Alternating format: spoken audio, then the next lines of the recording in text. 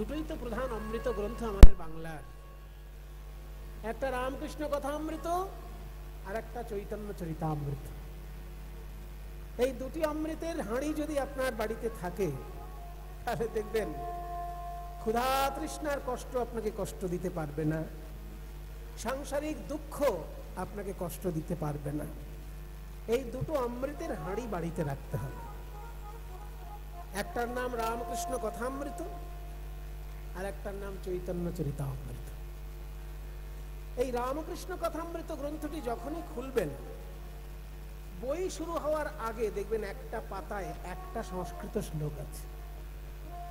একটা শ্লোক দিয়ে শুরু রামকৃষ্ণ কথামৃত, আর সেই শ্লোকটা এই 31 নম্বর অধ্যায়ের 9 নম্বর শ্লোক। তব কথামৃতম তপ্ত জীবনম কবিভিरीडितं কল্মষাপহম শ্রবণমঙ্গলম শ্রীমদাততাম ভূমি গৃহন্তি তে ভূরিদা জনাঃ। হে নন্দনন্দন যশোদা জীবন, হে দামোদর হে শ্রী মাধব। কি সুন্দর কথা বাবা, তব কথামৃতম। ওই জন্য রামকৃষ্ণ কথামৃত কথাটা শব্দটা ওখান থেকে নেওয়া হয়েছে। শ্লোকটা শুরুটাতেই হচ্ছে তব কথামৃতম।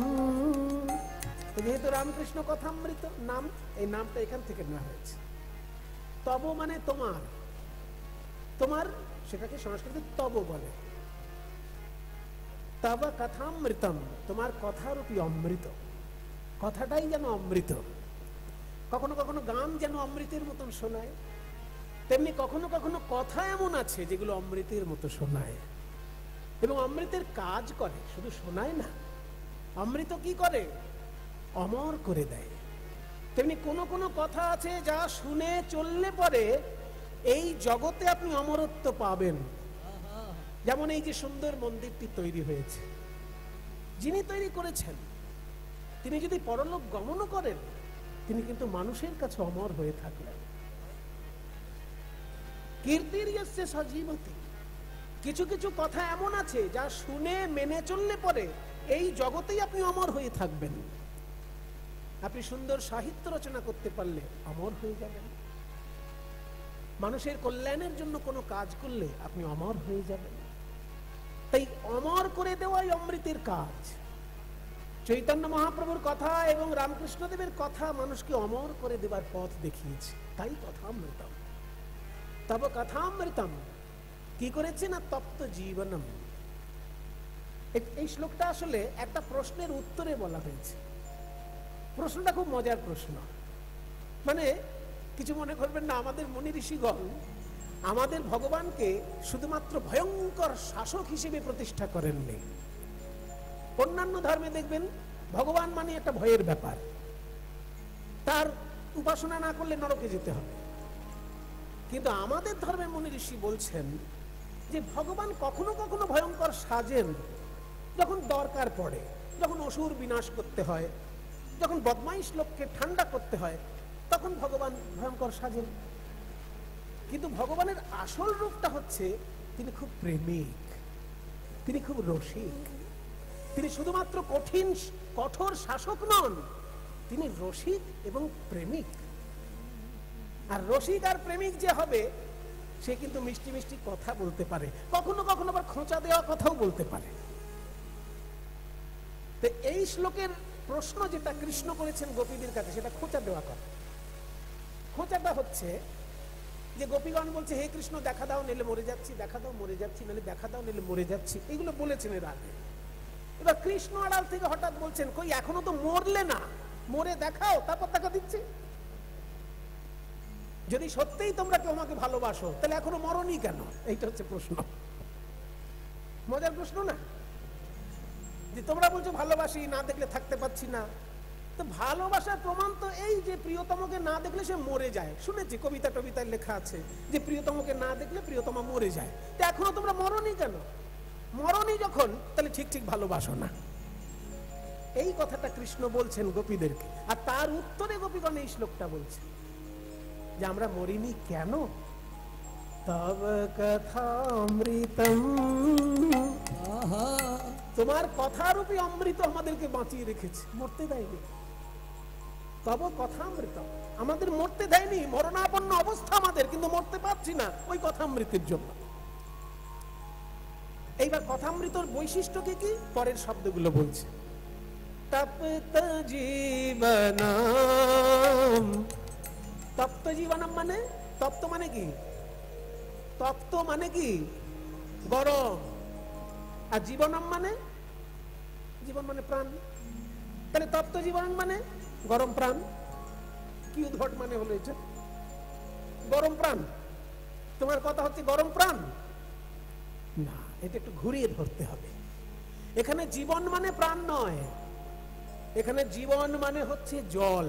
জলের আরেক নাম জীবন, শুনেছেন না? হ্যাঁ, তাহলে তপ্ত জীবন মানে এখানে গরম প্রাণ নয়। তাহলে জীবন মানে যদি জল হয়, তপ্ত জীবন মানে তাহলে কি গরম জল? সেটা আরো উদ্ভট হয়ে যাচ্ছে। তোমার কথা হলো গরম জল না, ওইভাবে ধরলে হবে না। ওই জন্য বলছে ভাগবত পড়লেই আপনি মানে বুঝতে পারবেন না, 6 গোস্বামীর টিকা অনুসরণ করতে হবে। সনাতন গোস্বামী পাদ টিকা রচনা করেছেন, বৃহৎ বৈষ্ণব তৌশনী টিকা। জীব গোস্বামী পাদ টিকা রচনা করেছেন, ক্রমসন্দর্ভ টিকা, আবার লঘু বৈষ্ণব তৌশনী টিকা। মানে একটা লিখে মনে হলো ঠিক ঠিক যেন হলো না, আবার লিখেছে। ক্রমসন্দর্ভ লিখেছেন, আবার লঘু বৈষ্ণব তৌশনী টিকা জীব গোস্বামী। আবার বিশ্বনাথ চক্রবর্তী পাদ লিখেছেন সারার্থ দর্শনী টিকা। এইগুলো না পড়লে এর সঠিক মর্মার্থ উপলব্ধি হবে না, শুধু অনুবাদ, কাঠখোট্টা অনুবাদ হয়ে যাবে। এখানে তপ্ত জীবন মানে গরম জলও নয়, গরম প্রাণও নয়, একটু ঘুরিয়ে ধরতে হবে। উত্তপ্ত মরুভূমিতে পথহারা পথিকের কাছে একটু জল যেমন প্রাণদায়ক, তেমনি সংসার রূপী মরুভূমিতে যারা পথ হারিয়েছে তাদের কাছে কৃষ্ণ কথা প্রাণদায়ক। এখানে অর্থটা এই রকম দাঁড়াচ্ছে। তপ্ত জীবনম, তপ্ত মানে গরম, জীবন মানে জল, ঠিকই, কিন্তু ঘুরিয়ে ধরতে হবে।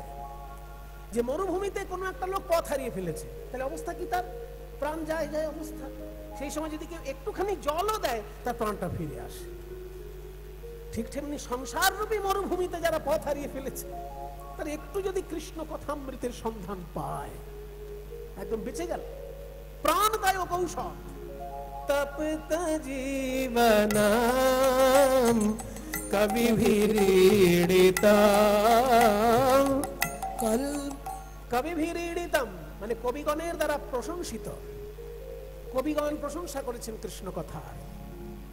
বাল্মীকি বেদব্যাস থেকে শুরু করে রবীন্দ্রনাথ, নজরুল ইসলাম, কে প্রশংসা করেনি? হরিকথা, ভগবত কথার সবাই প্রশংসা করেছেন, সেই জন্য কবিদের দ্বারা প্রশংসিত। নজরুল ইসলাম, সখী সে হরি কেমন বল, নাম শুনে যার এত প্রেম জাগে, চোখে আসে এত জল, সখী সে হরি কেমন বল। কবিদের দ্বারা প্রশংসিত তোমার কথা অমৃত। তাহলে কবিভিরীড়িতম, কলমশাপহম, কলমশ মানে পাপ, অপহম মানে অপহরণকারী।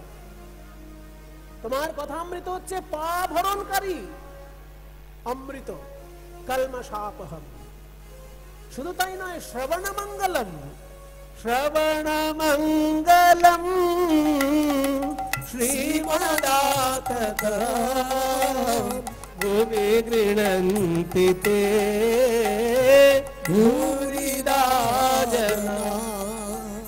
শ্রবণ মঙ্গলম, তোমার কথা শুনলেই মঙ্গল, আর পালন করলে তো মঙ্গলের উপর মঙ্গল। শুনলেই মঙ্গল। কোনো কথা কিন্তু শুনলে মঙ্গল হয় না বাবা। যেমন আমি যদি কোনো ছাত্রকে বলি মন দিয়ে পড়াশোনা করো, পরীক্ষায় পাশ করবে। মন দিয়ে পড়াশোনা করো, পরীক্ষায় পাশ করবে। আমার কথা শুনে যায় যদি, পড়াশোনা না করে, সে পাশ করবে? সে তো শুনেই গেছে, মাস্টার বলেছে মন দিয়ে পড়ো, পাশ করবে, কিন্তু জীবনে পড়লো না, তাহলে পাশ করবে? শুনে পড়তে হবে, তবে তো পাশটা করবে। কিন্তু হরি বলো, হরি বলো, হরি বলো ভাই, এটা শুনে কেউ যদি হরি নাও বলে, শুনলেই মঙ্গল হয়ে যায়। আর শুনলে মঙ্গল হয়, আর যদি মেনে চলে ভগবানের কথা, তাহলে তো আরো মঙ্গল। তাই বলছে শ্রবণ মঙ্গলম, শ্রবণ মঙ্গলম শ্রীমদাততম। শ্রীমদাততম, শ্রী মানে সম্পদ, শ্রী মানে সৌন্দর্য। শ্রী মানে যেমন লক্ষ্মী ঠাকুর, অর্থাৎ শ্রী অর্থে সম্পদ, আবার শ্রী মানে সৌন্দর্য। তোমার কথায় সৌন্দর্যে পরিপূর্ণ, আবার প্রেম ধনে পরিপূর্ণ। শ্রীমদাততম ভুবি গৃণান্তি, যারা জগতে প্রচার করেন তারা ভুরি দা জানা, তারা শ্রেষ্ঠ দাতা। ভুবি গৃণন্তি তে ভুরি দা জানা, হে নন্দনন্দন যশোদা জীবন, হে দামোদর, হে শ্রীমাধব। যে সংস্কৃত শ্লোকটি আমি ব্যাখ্যা করলাম, এটা ভাগবতের রাসলীলার বর্ণনার একটা গুরুত্বপূর্ণ অধ্যায়ের শ্লোক। কিন্তু সাধারণ মানুষ রাসলীলার নাচ গান শুনে এমন অভ্যস্ত যে এই কঠিন জিনিসগুলো তাদের সাধারণত হজম হতে চায় না। কিন্তু তবু এখানে যেহেতু মন্দির প্রাঙ্গণ, এখানে যেহেতু সমজদার এবং ভালো শ্রোতা সমবেত হয়েছেন, তাই একটু কঠিন অংশটা আগে বলে নিলাম। নাচ গান তো থাকবেই। এইবার বলা হচ্ছে ভাগবতের রাসলীলার প্রথম শ্লোকটা কি? ভগবান পিতা রাত্রি শারদোৎফুল্ল মল্লিকা వీక్ష్య রন্তুম মনশ্চক্রে যোগ মায়াম উপাশ্রিতঃ। অর্থাৎ সেই রাত্রিতে ভগবান হয়েও তিনি সেই রাত্রিতে, তার রাত্রি কোন রাত্রি না? শারদোৎফুল্ল মল্লিকা, শরৎকালে উৎফুল্লিত মল্লিকাদি কুসুম শোভিত রাত্রি। মল্লিকা ফুল কখনো শরৎকালে ফোটে না, কিন্তু মল্লিকার নামটা হয়ে গেল। কেন হলো একটু পরে বলছি। শরৎকালে মল্লিকা ফুল ফোটে না, মল্লিকা বসন্তকালের শুরুর দিকে ফোটে। তাহলে শরৎকালের লীলা বর্ণনা হচ্ছে, মল্লিকা ফুলের নাম এলো কেন? ওই জন্যই তো রাসলীলা। অন্য লীলার সঙ্গে তোর মিল হবে না, কারণ এই লীলার মধ্যে রসের সমন্বয় হয়েছে। পরস্পর বিরুদ্ধ বিষয় হলেও তার একটা সমন্বয় সাধন হয়েছে। রসানাং সমূহ, রসানাম সমূহ, রসানাম সমন্বয় ইতি রাস। সেই জন্য শরৎকালের ফুল না হলেও মল্লিকা ফুল ফুটেছে। কেন ফুটেছে একটু পরে বলছি। মল্লিকা আদি কুসুম শোভিত রাত্রিতে ভগবান পিতা রাত্রি শারদোৎফুল্ল মল্লিকা వీక్ష్య, వీక్ష్య মানে বিশেষ রূপে দর্শন করে, রন্তুম মনশ্চক্রে বিলাস করতে বাসনা করলেন, যোগ মায়াম উপাশ্রিতঃ, যোগ মায়াকে আশ্রয় করে। কেমন সেই রাত্রি? এইবার পদকর্তা গোবিন্দ দাস বলছেন, শারদ চন্দ পবন মন্দ বিপিনে ভরল কুসুম গন্ধ। শারদ, যেহেতু অর্ধেক রাত্রের লীলা, সেই জন্য বেহাগ রাগে এই সুর কীর্তন জগতে শত শত বছর ধরে গাওয়া হচ্ছে, শত শত বছর। নে সা মা গা পা মা গা মা গা সা। কিন্তু সাধারণ প্রচলিত বেহাগ রাগের সঙ্গে বাংলার এই কীর্তন গানে ব্যবহৃত বেহাগ রাগের পার্থক্য আছে। এই রাগে বিষ্ণুপুরী ঘরানার প্রভাব। বিষ্ণুপুরে ধ্রুপদের মধ্যে বেহাগের যে রূপ পাওয়া যায়, সেই বেহাগটাই বাংলার কীর্তনে পাওয়া যায়। কাজে বাংলার যে প্রাচীন সুর, সেটা কিন্তু দুটো জায়গায় সীমিত আছে। এক হলো বাংলার কীর্তন, আর হচ্ছে বাংলার বিষ্ণুপুরী ঘরানার ধ্রুপদ গান। আপনাদের গর্বের ব্যাপার সেটা। বিষ্ণুপুরীর ঘরানার যে ধ্রুপদ গান, সেখানে প্রাচীন রাগের রূপগুলো ধরে রাখা আছে, আর বাংলার কীর্তন গানে সেই প্রাচীন রাগের রূপগুলো ধরে রাখা আছে। যার জন্য বেহাগ বলতে এখন মানুষ যেটা বোঝে পা মা পা গা মা গা, এই কাজটা কিন্তু প্রাচীন বেহাগে নেই। প্রাচীন বেহাগে হচ্ছে গাপা মা, এই জায়গাটা প্রধান জায়গা, যেটা বর্তমান বেহাগে পাওয়াই যায় না।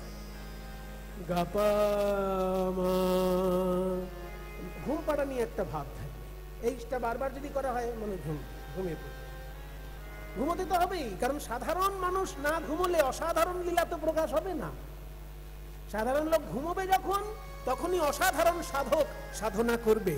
গীতায় লেখা আছে, या निशा सर्वभूतानां तस्यां जागर्ति संयमी जस्यां जागृति भूतानि सा निशा पश्यते मुने। যেটা সাধারণ লোকের কাছে রাত্রি, সাধকের কাছে সেটা দিন, আর সাধারণ লোকের কাছে যেটা দিন, সাধকের কাছে সেটা রাত্রি। তাই সবাই ঘুমা, অসাধারণ লীলা প্রকাশ হবে। ওই জন্য বেহাগ রাগের মধ্যে ঘুম পাড়ানি সুরটার রূপ পাওয়া যায়। মাগা পা পামা পামা,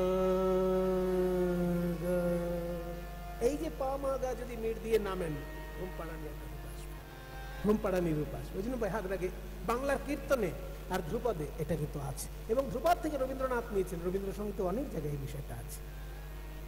সাধুদ চন্দ পবন মন্দ, সাধুদ চন্দ পবন মন্দ, বিপিনে ভরল কুসুম গন্ধ রে। খেয়াল করুন, গন্ধ রে, ওই যে জায়গাটা মা গা পা মা, গন্ধ রে, বিপিনে ভরল কুসুম গন্ধ রে।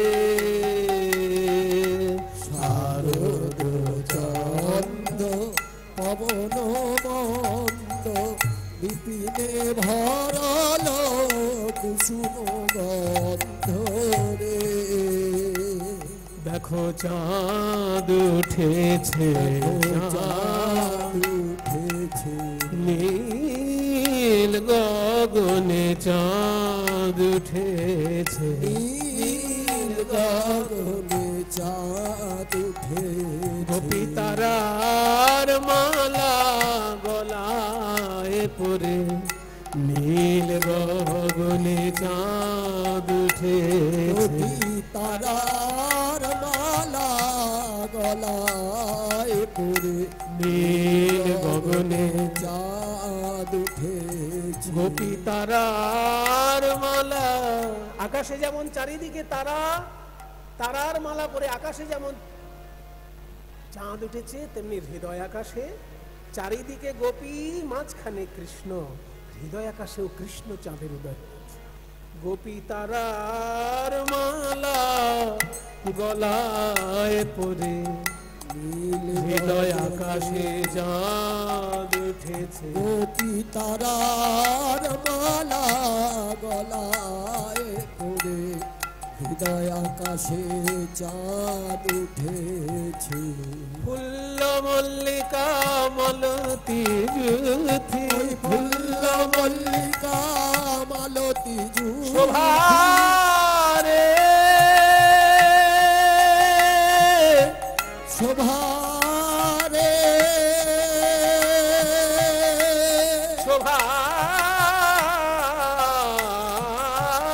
শোভারে, ওই ফুল্ল মল্লিকা মালতী দেখো ফুল্ল উৎফুল্ল, ফুল্ল উৎফুল্লকে মল্লিকা। এইবার বলবো মল্লিকার নাম কেন হলো?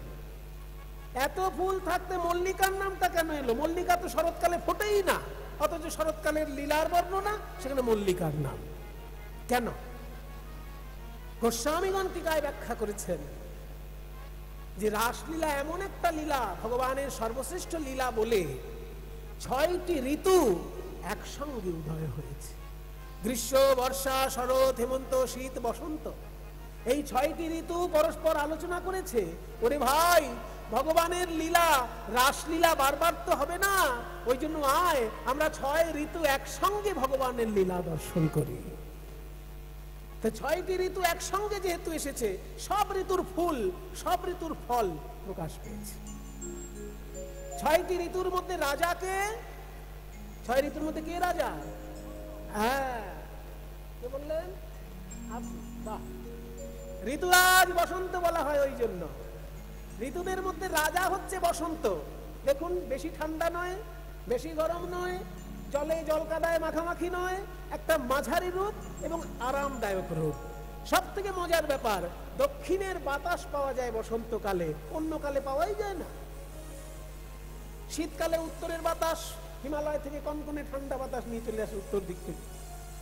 বর্ষাকালে পূর্ব দিকের বাতাস একদম ঝোড়ো হাওয়ার সঙ্গে ভিজিয়ে দিয়ে চলে যাবে। বর্ষাকালে পূর্ব দিকের বাতাস থাকে না, আর শীতকালে উত্তরের বাতাস, পশ্চিমের বাতাস থাকে। কিন্তু বসন্তকালে দক্ষিণ ভারত থেকে বাতাস আসে, আর দক্ষিণ ভারতে থাকে চন্দনের জঙ্গল। সেই চন্দন গাছের বাতাস, চন্দন গাছের গন্ধ বয়ে আনে বলে ওই দক্ষিণের বাতাসের নাম মলয় পবন। কারণ মলয় পর্বতে চন্দনের জঙ্গল আছে, বিশাল চন্দনের জঙ্গল। এদিকে যেমন শালের জঙ্গল দেখা যায়, শাল গাছের জঙ্গল, ওইরকম দক্ষিণ ভারতে বিশাল চন্দনের জঙ্গল। আর সেই জায়গাটির নাম মলয় পর্বত। সেই মলয় পর্বতে চন্দনের বাতাস, চন্দনের গন্ধ বয়ে দক্ষিণ ভারত থেকে নিয়ে আসে। ওই জন্য সর্বশ্রেষ্ঠ বাতাস বসন্তের বাতাস। আর এই বসন্তকালের এই ফুল হচ্ছে মল্লিকা। ওই জন্য মল্লিকার নামটা করা হলো, মানে ঋতুরাজ বসন্তের নাম করে দেওয়া হলো প্রকারান্তরে। আর রাজার নাম করলে রাজার পার্শ্বদের নাম করতে হয় না। যদি কোথাও নরেন্দ্র মোদী আসে, তখন কি বলা হবে? নরেন্দ্র মোদীর ড্রাইভারও সঙ্গে এসেছেন। হয় নরেন্দ্র মোদী যিনি রান্না করেন তিনিও সঙ্গে এসেছেন। এটা কেউ বলে কি? তার নাম কেউ জানতে পারে না, শুধু সরকার জানে যে কে ড্রাইভার হবে, কে রান্নার লোক হবে। আসে শুধু বড় নরেন্দ্র মোদীর নাম। কোথাও যদি মুখ্যমন্ত্রী মমতা ব্যানার্জি বেড়াতে আসে, তো মুখ্যমন্ত্রী রান্না কে করবে, তার ড্রাইভার কে হবে, ওগুলো কি লেখা থাকে? সাঙ্গপাঙ্গদের নাম থাকে না, শুধু যিনি রাজা তার নামটি থাকে। ঠিক তেমনি ঋতুদের মধ্যে যেহেতু রাজা বসন্ত, তার যে ফুল মল্লিকা, তার নাম করা হলো, মানে সমস্ত ঋতুরই ফুল ফল প্রকাশিত হয়েছে। ফুল্ল মল্লিকা মালতী জুতি, ফুল্ল মল্লিকা মালতী জুতি। মত্ত, দেখো মত্ত, আমত্ত মধুকর ভোরনি, মত্ত মধুকর ভোরনি, মত্ত তারা গান করে রে হরি গান করে রে, তারা গান করে রে, মত্ত মধুকর গান করে রে, মত্ত মধুকর ভোরনি।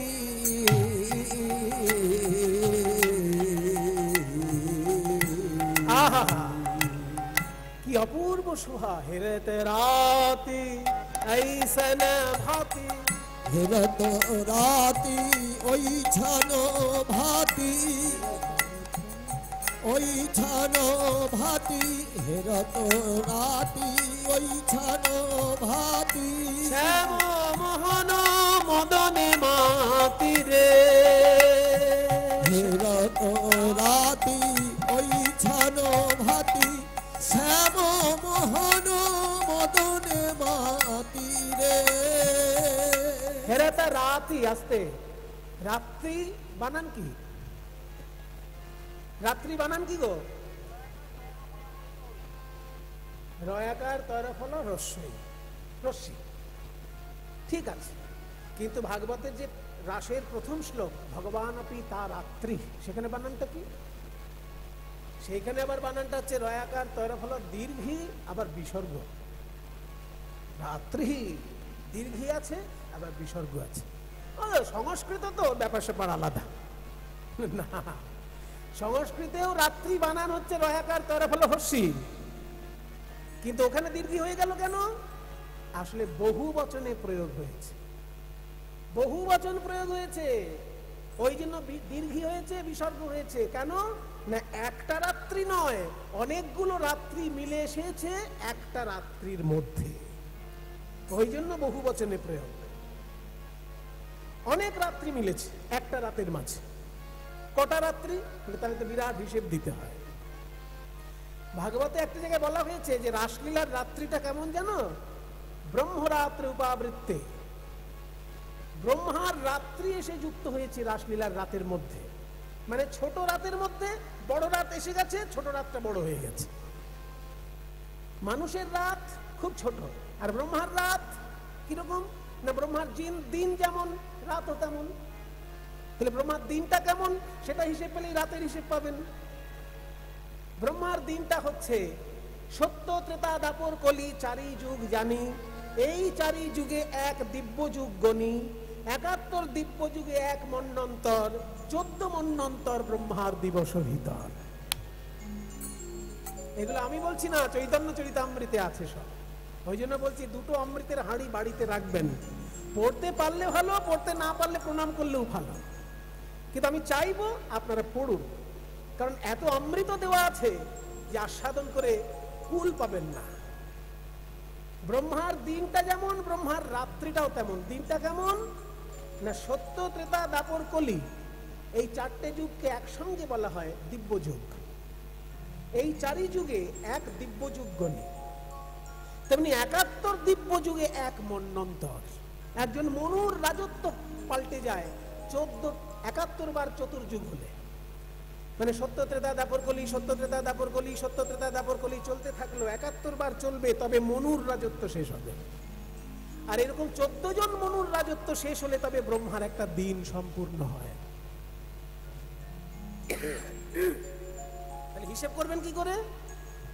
কঠিন হিসেব, মিলাতে পারবেন না। বাস্তবের সঙ্গে মিলাতে গেলে হয়তো মিলবে না, কিন্তু মুনি ঋষিগণ বলেছেন যখন, তার একটা আধ্যাত্মিক অর্থ নিশ্চয়ই থাকবে। কলিযুগের আয়ু হচ্ছে ৪,৩২,০০০ বছর। এখন আমরা যেটা জানতে পাচ্ছি যে কলিযুগ ৫,০০০ বছর আগে শুরু হয়েছে। তাহলে ৪,৩২,০০০ বছর হচ্ছে কলিযুগের আয়ু। তার দ্বিগুণ হচ্ছে দাপর যুগ, ৩ গুণ হচ্ছে ত্রেতা যুগ, আর ৪ গুণ হচ্ছে সত্য যুগ। তার মানে ৪টে যুগের আয়ু বার করতে গেলে কলিযুগের সঙ্গে ১০ গুণ করতে হবে। কীর্তনের রস আস্বাদন করতে গেলে শুধু কবিতা শুনলে হবে না, অঙ্কও জানতে হবে। ৪টে যুগের আয়ু বার করতে গেলে কলিযুগের আয়ুর সঙ্গে ১০ গুণ করতে হবে। তার মানে ৪,৩২,০০০ সঙ্গে ১০ গুণ করো, একটা শূন্য বাড়িয়ে দাও, তাহলে ১০ গুণ হয়ে গেল। এবার তার সঙ্গে ৭১ গুণ করতে হবে, তার সঙ্গে ১৪ গুণ করতে হবে। মানে ৪,৩২,০০০ গুণ ১০ গুণ ৭১ গুণ ১৪, এত বড়টা যখন দাঁড়াবে সেটা হচ্ছে ব্রহ্মার দিন। এই যেমন দিন তেমন হচ্ছে রাত। তাহলে কত লক্ষ লক্ষ রাত্রি এসে একটা রাতের মধ্যে যুক্ত হয়েছে। সেই জন্য দীর্ঘী বিসর্গ অর্থাৎ বহু বচন হয়েছে। একটা রাত্রি মানে এখানে মানুষের রাত্রির নয়, ব্রহ্মার রাত্রি এসে যুক্ত হয়েছে। হেরেতে রাতি ऐसन भांति শ্যাম মোহন মদন মাতি রে। যখনই শ্যাম সুন্দর ওই রাত্রি দর্শন করে আনন্দ পেলেন, অমনি মুরলী কো গান পঞ্চমতান, ওই মুরলী কো গান পঞ্চমতান, মুরলী কো গান পঞ্চম বাজে ও বাজে ও বাজে ও বাজে ও বাজে ও বাজে ও বাজে ও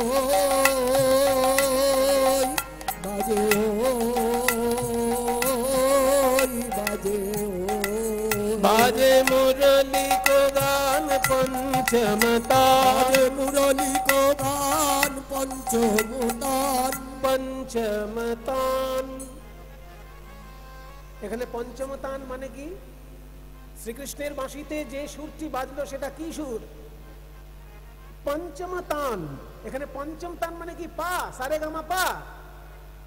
আমাদের সঙ্গীত শাস্ত্রে পঞ্চম বলতে পা কে বোঝায়, সা কে বলে ষড়জ, সা ষড়জ, রে ঋষভ, গা গান্ধার, মা মধ্যম, পা পঞ্চম, সংক্ষেপে নাম হচ্ছে সারেগামা পা, কিন্তু পুরো নামটা হচ্ছে ষড়জ, ঋষভ, গান্ধার, মধ্যম, পঞ্চম। ধাকে বলে ধৈবত, নিকে বলে নিষাদ। তাহলে পঞ্চম মানে যদি পা হয়, কৃষ্ণের বাঁশিতে শুধু পা বেঁচে থাকলো, পা এরকম বেঁচে থাকলো না। এখানে পঞ্চম তান মানে হচ্ছে 5টি অক্ষর একসঙ্গে ধ্বনিত হলো, 5টি অক্ষর মিলেমিশে একসঙ্গে ধ্বনিত হলো। সেই 5টি অক্ষর কি কি? জীব গোস্বামী পাদ টিকার মধ্যে লিখলেন জগৌ কলং বামাদৃশাং মনোহরম। এইখানের অংশ থেকে নিলেন 5টি অক্ষর। কলং, ক ল অনুস্বার, ক নেওয়া হলো, ল নেওয়া হলো, অনুস্বার নেওয়া হলো, 3টে হয়ে গেল। আর বামাদৃশাং যেহেতু গোপীগণ স্ত্রী, ওই জন্য দীর্ঘিকার নেওয়া হলো। আর মনোহরম, মনকে হরণ করা হলো, মনের দেবতা চন্দ্র, ওই জন্য চন্দ্রবিন্দু নেওয়া হলো। তাহলে ক ল দীর্ঘি চন্দ্রবিন্দু অনুস্বার, এই 5টিকে একসঙ্গে মিলিয়ে যদি উচ্চারণ করেন, সেটা একটা বীজ মন্ত্র হয়। আর সেই বীজ মন্ত্র হচ্ছে কাম দেবতার বীজ মন্ত্র। শ্রীকৃষ্ণের নিজের কোনো বীজ মন্ত্র নেই, কাম দেবতার বীজ মন্ত্রই শ্রীকৃষ্ণের বীজ মন্ত্র। আপনারা যদি কোনো গুরুদেবের কাছে দীক্ষা পেয়ে থাকেন, আর তিনি যদি আপনাকে কৃষ্ণ মন্ত্র দিয়ে থাকেন, অন্য মন্ত্র হলে হবে না, কৃষ্ণ মন্ত্র যদি আপনাকে দিয়ে থাকেন, দেখুন আপনার গুরুদেবের দেওয়া কৃষ্ণ মন্ত্রের প্রথমেই রয়েছে কয় লয় দীর্ঘি চন্দ্রবিন্দু অনুস্বার। আর যদি এটা না থাকে, তাহলে গুরুদেব আপনাকে ঠকিয়েছে, কৃষ্ণ মন্ত্র এখনো দেয়নি। কোন মন্ত্র কৃষ্ণ মন্ত্র কিনা চেনার উপায় হচ্ছে সেই মন্ত্রের প্রথমেই থাকবে কয় লয় দীর্ঘি চন্দ্রবিন্দু অনুস্বার, কারণ এটা কাম দেবতার বীজ মন্ত্র। কাম দেবতা যখন কৃষ্ণের কাছে পরাজিত হয়ে গেল, তখন কাম দেবতা কেঁদে কেঁদে বলে যে আমি তো আপনার কাছে পরাজিত হয়ে গেলাম, আমার পুজো তো আর কেউ করবে না। কৃষ্ণ বললেন তোমার পুজো হবে আমার পুজোর সঙ্গে, তোমার বীজ মন্ত্রই আমার বীজ মন্ত্র আজ থেকে হলো। আমাকে যে যেখানে পুজো করবে, তোমার বীজ মন্ত্র বলতে হবে আমার মন্ত্রের আগে। ওই জন্য যেখানেই কৃষ্ণ পুজো হবে, কৃষ্ণের মন্ত্রের সঙ্গে আগে প্রথমেই রয়েছে কয় লয় দীর্ঘি চন্দ্রবিন্দু অনুস্বার। এটা হচ্ছে 5 অক্ষরের কাম বীজ মন্ত্র, সেটাই কৃষ্ণের বীজ মন্ত্র। বৃন্দাবনে অপ্রাকৃত নবীন মদন কাম বীজ কাম গায়ত্রী যারূপাস,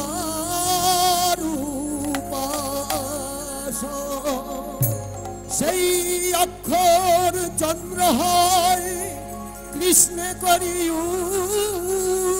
উদয়, ত্রিজগত কইল প্রেম।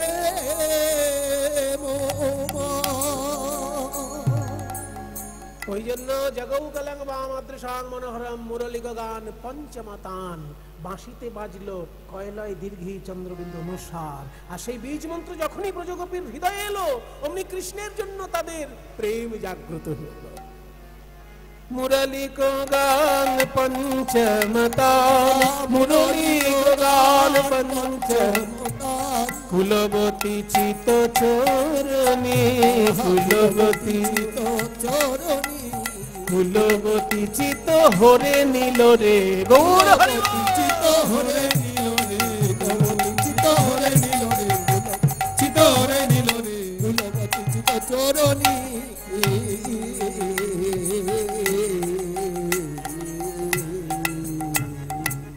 যখনই এইভাবে শ্রীকৃষ্ণের প্রাণ বাঁশি বাজল, বাঁশি রে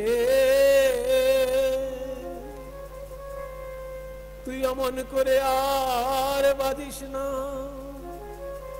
একটা প্রাচীন গান গাইবার ইচ্ছা হচ্ছে, যদি বলেন। বেশি বড় তাল নয়, ছোট তাল, কিন্তু গানটা প্রাচীন গান। ছোট একতালি কিন্তু প্রাচীন, শুনলে মনে হবে যেন বড় তালের গান হচ্ছে। ছোট একতালি তালে প্রাচীন সুরের কীর্তন। ওরে বাঁশিয়া ধিত্তা খি ই ধা ধে ধা ধি, এই লয় চলে। বাঁশিয়া বেজনা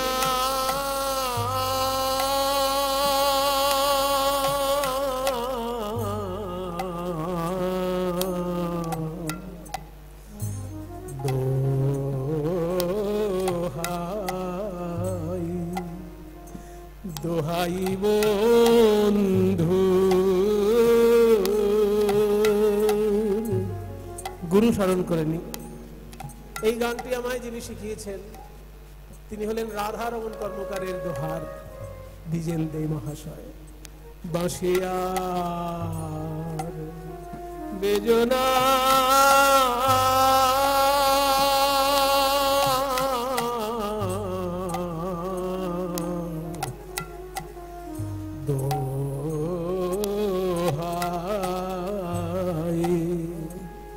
দোহাই বন্ধু তুমি আকুল করিলে রে চিত,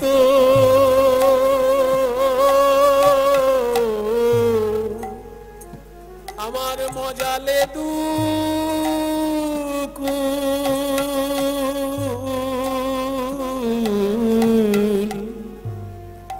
গানে গানে সুরে সুরে ঢালো রে বিষ, তোমায় কে বলে মধু,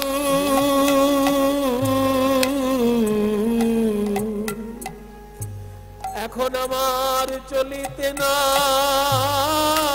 চলে পদ, চলিতে না চলে পদ, আমার চলিতে না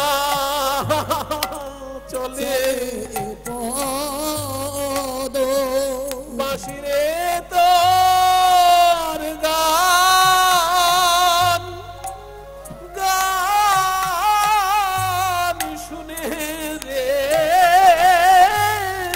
আমার চলিতে না চলে পদ, বাঁশিরে তোর গান শুনে রে আমার সকল অঙ্গ অবশ হলো, বাঁশিরে তোর গান শুনে রে আমার সকল অঙ্গ অবশ হলো, বলি ওরে ডাকাতের মুরলি আমার সকল অঙ্গ অবশ হলো, বলি ওরে ডাকাতের মুরলি আমার সকল অঙ্গ অবশ হলো, ডাকাতের মুরলি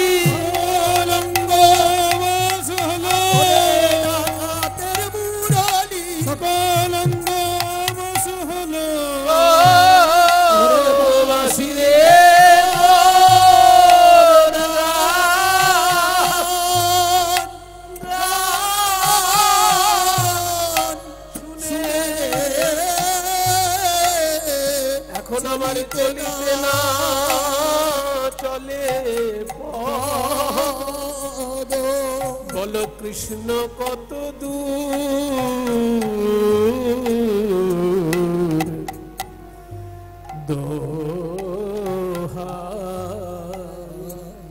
দোহাই বন্ধু।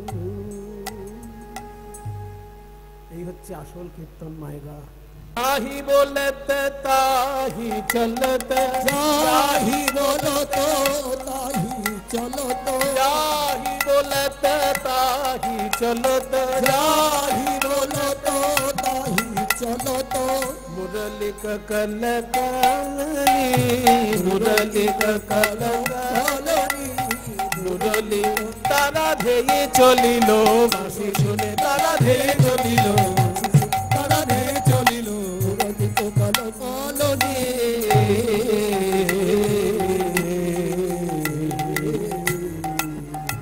কে কিভাবে যাচ্ছে যাচ্ছেন শিথিল ছন্দনিবিক বন্ধ শিথিল ছন্দনিবিক বন্ধ বেগে অতি বেগে ধাওত যুবতী বৃন্দ রে শিথিল ছন্দনিবিক বন্ধ বেগে ধাওত যুবতী বৃন্দ রে তাদের খসত বসন রসন চলি খসত বসন রসন চলি গোপী যায়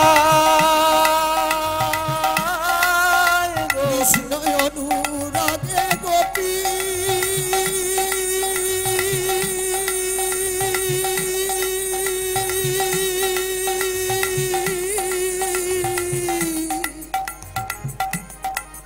ওহে প্রাণনা দেখা आहा जाहि बोलत ताहि चलत जाहि बोलत তাহি চলত call colony Murali call colony Murali তারা ধেয়ে চলিল মুরলি শুনে ধেয়ে চলিল তারা ধেয়ে চলে মুরলিকে কল কলনি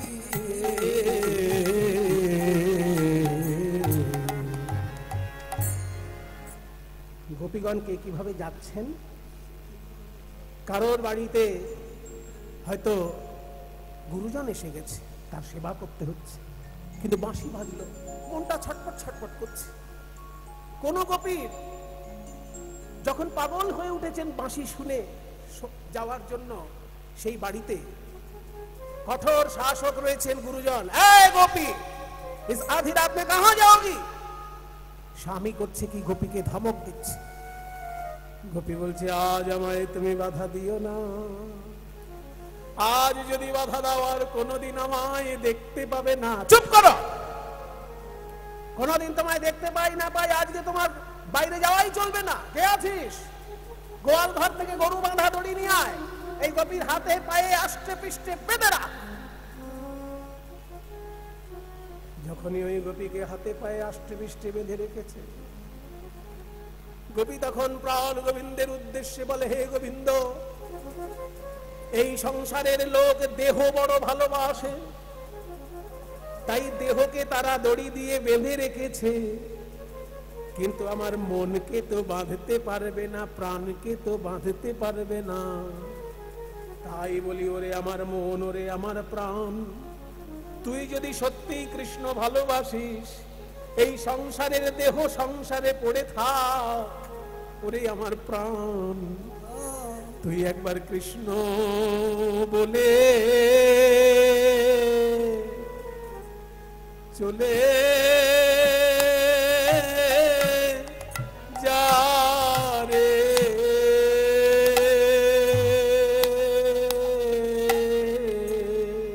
একবার কৃষ্ণ বলে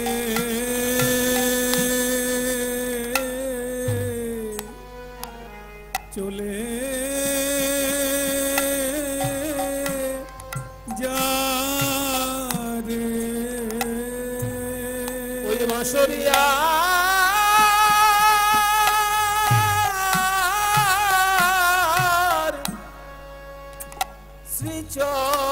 শ্রীচরণে একবার কৃষ্ণ মায়েরা এই হলো ভগবানের লীলা লোকে সাধারণ নায়ক নায়িকার গল্পের সঙ্গে রাধা কৃষ্ণকে গুলিয়ে ফেলে এই দেখুন লীলা কি জিনিস কৃষ্ণ দর্শনে যেতে পারলো না বলে দেহত্যাগ করে চলে গেল নিজের দেহত্যাগ নিজে করতে পারে কেউ একমাত্র যোগী ছাড়া যোগ সাধনায় যারা সিদ্ধি লাভ করে তারাই পারে ইচ্ছাকৃত ভাবে দেহত্যাগ করতে বিষ খেয়ে নয় গলায় দড়ি দিয়ে নয় ছুরি কাঁচি চালিয়ে নয় শুধু প্রাণকে বললো প্রাণ তুই চলে যা আর প্রাণ চলে গেল এটা কার ক্ষেত্রে ঘটে আপনার আমার ক্ষেত্রে ঘটবে বড় যোগী হলে তার ক্ষেত্রে ঘটতে পারে ওরে নীলাজ প্রাণ নিতাই গৌর হরি বল।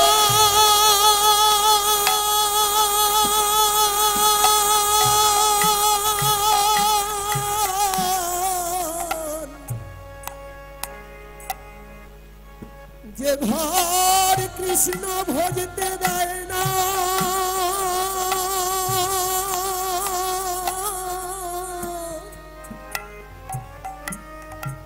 সে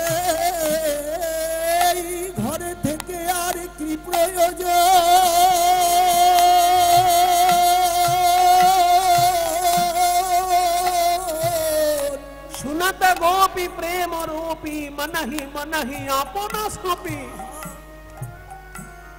যাহি বলতে তাহি চলত প্রাণ ত্যাগ করে দিল সম্ভব সাধারণ কোন মানুষের দ্বারা ওই জন্য এটা লীলা সাধারণ গল্পের সঙ্গে এই লীলাকে গুলিয়ে ফেলবেন না কৃষ্ণ বলে চলে যাবে বাঁশরিয়ার শ্রীচরণে সেই ঘরে থেকে আর কি কাজ আছে যে ঘরে কৃষ্ণ ভজন করতে দেয় না প্রাণ ঘরে থেকে আর কি কাজ আছে বলি যে ঘর কৃষ্ণ ভজতে দেয় যার প্রাণ কৃষ্ণ বলে চলে যারে কেউ কারোর দিকে তাকাচ্ছে না তত হিবেলি সখিনী মেলি কে হো কাহু কো পথ নহেরি রে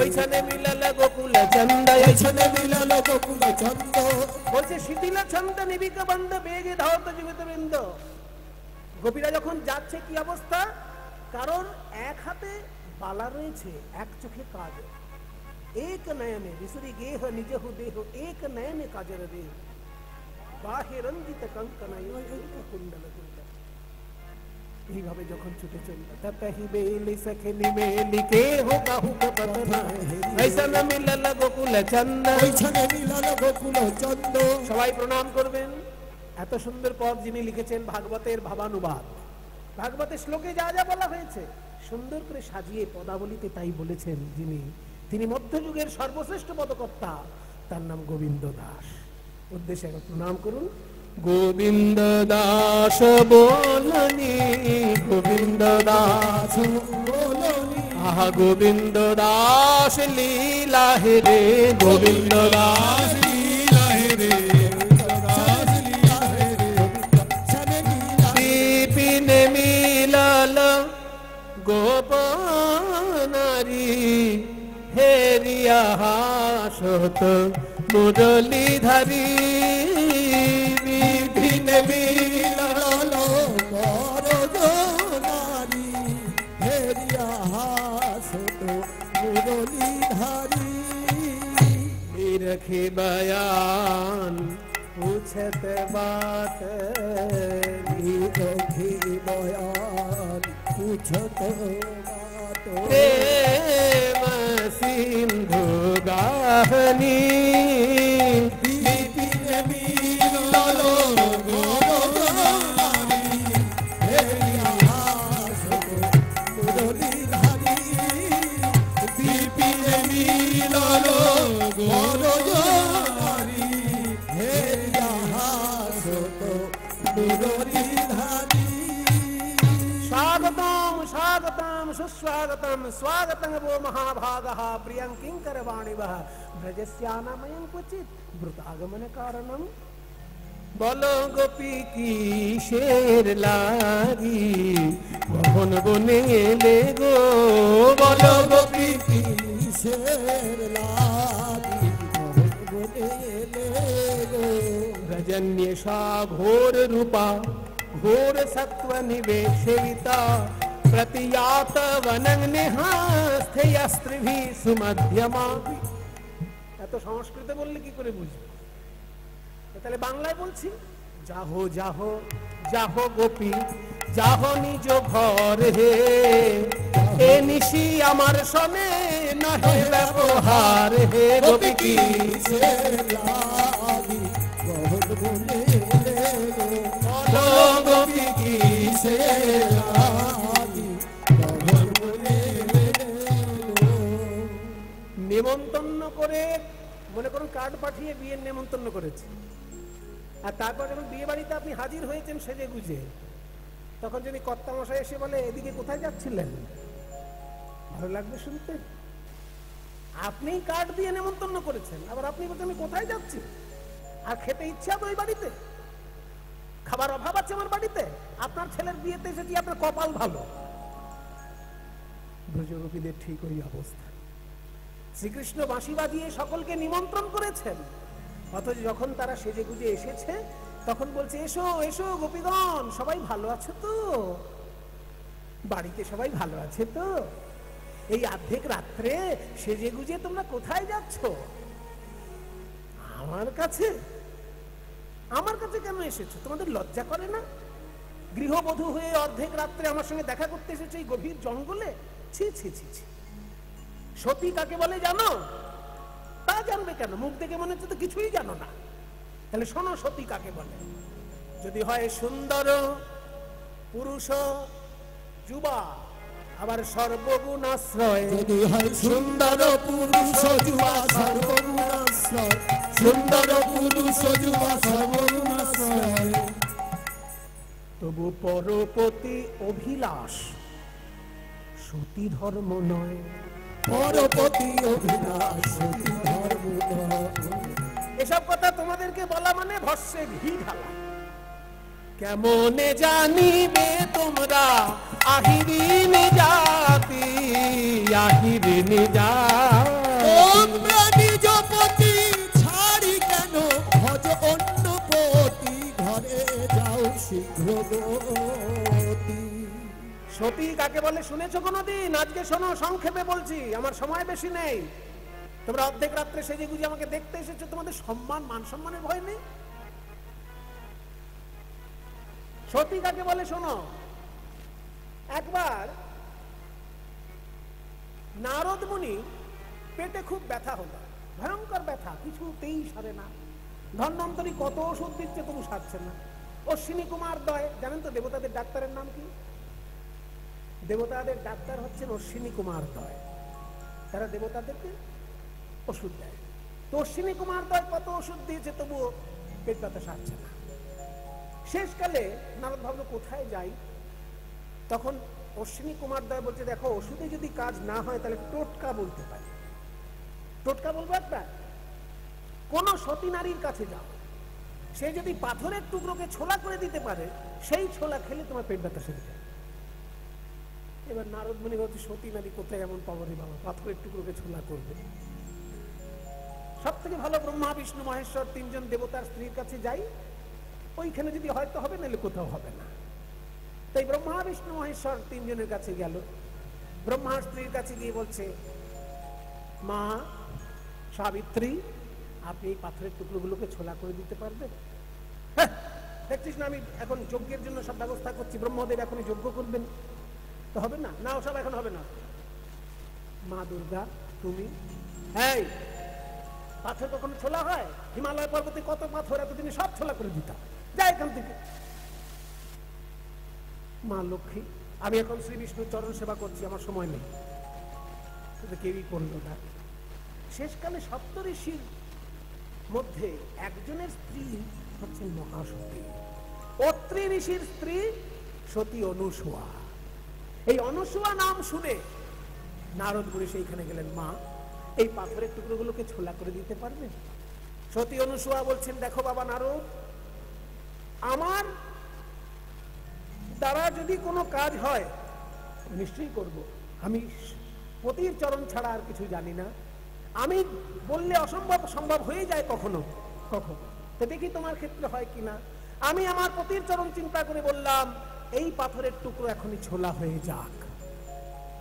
এবার বলার সঙ্গে সঙ্গে পাথরের টুকরো হয়ে গেল ছোলা। আর সেই ছোলা খেয়ে নারদ মুনির পেট ব্যথা তো সারলই। নাচতে নাচতে নারদ মুনি গিয়েছেন কৈলাসে, বীণা বাজাতে বাজাতে মা দুর্গার সামনে নেচে নেচে জয় মা অনুসূয়া, জয় মা অনুসূয়া, জয় মা অনুসূয়া।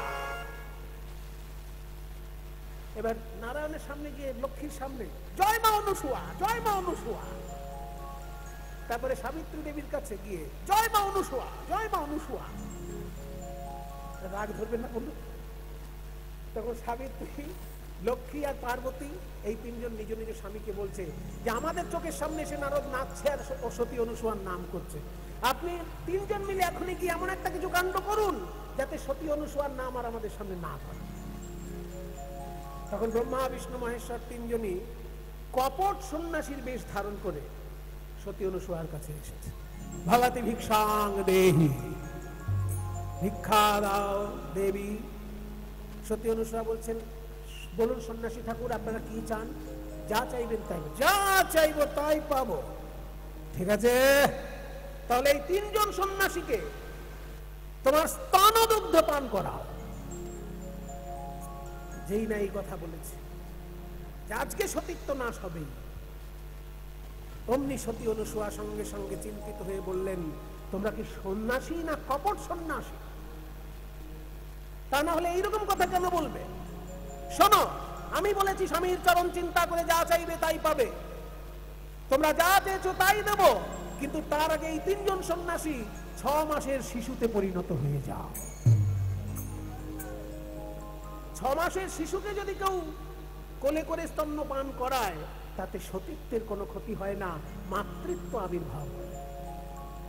তাই ব্রহ্মা বিষ্ণু মহেশ্বর কপট সন্ন্যাসী হয়ে গেছে, 6 মাসের শিশু হয়ে গেছে, তাদেরকে কোলে নিয়ে সতী অনুসূয়া সন্তানের মতন স্নেহ করে শুইয়ে রেখেছে। এরা দূর থেকে নারদ মুনি এই কাণ্ড দেখে যথারীতি কৈলাস বৈকুণ্ঠ আর ব্রহ্মলোকে গিয়ে বলছে, মায়েরা নিজ নিজ স্বামীকে তো পাঠিয়েছিলেন সতী অনুসূয়ার সতীত্ব নষ্ট করতে, এবার গিয়ে চোখে দেখে আসুন আপনাদের তিনজন স্বামী তারা 6 মাসের শিশুতে পরিণত হয়ে গেছে, জীবনে আর 7 মাস হবে না। এবারে এই শুনে লক্ষ্মী পার্বতী সাবিত্রী তিনজন এসে সতী অনুসূয়ার কাছে করজোড়ে করেছে, আমরা দেবী হয়ে যে কাজ পারিনি, আপনি মানবী হয়ে সেই কাজ করেছেন, আপনি ঋষি পত্নী, আমাদের প্রণাম গ্রহণ করুন, আমাদের স্বামীকে ফিরিয়ে দিন, আমরা ভুল করেছি, আপনার চরণ ধরে ক্ষমা চাইছি। সতী অনুসূয়া বললেন, তোমরা আমার মেয়ের মতো, ওরা আমার ছেলে হয়েছে যখন, তোমরাও আমার মেয়ে, ওই তো স্বামী রয়েছে, নিয়ে যাও নিজে নিজে স্বামী। এবার 6 মাসের শিশুকে কেউ কি চিনতে পারে? 6 মাসের তো সব শিশুই একই রকম দেখতে পারে, এর স্বামীও নিয়ে টানাটানি করছে। তখন সতী অনুসূয়া বললেন, দাঁড়াও দাঁড়াও, আমি পতির চরণ চিন্তা করে যা বলি তাই হয়, আমি পতির চরণ চিন্তা করে বলছি এই তিনজন শিশু নিজ স্বরূপে প্রকাশিত হবে। ব্রহ্মা বিষ্ণু মহেশ্বর রূপ ধারণ করে যখন আবার দাঁড়ালেন তখন বললেন, মা আমরা এসেছিলাম তোমার ক্ষতি করতে, কিন্তু তুমি আমাদেরকে সন্তান করে বুকে টেনে নিয়েছো, তাই সত্যি সত্যি আমরা তিনজন তোমার সন্তান হব, তোমার গর্ভেই আমরা তিনজন জন্ম নেব। ব্রহ্মার অংশে জন্ম নিলেন চন্দ্র, বিষ্ণুর অংশে জন্ম নিলেন দত্তাত্রেয়, আর শিবের অংশে জন্ম নিলেন দুর্বাসা। এই তিনজন সতী অনুসূয়ার গর্ভে ব্রহ্মা বিষ্ণু মহেশ্বরের অংশরূপে জন্মগ্রহণ করেছিলেন।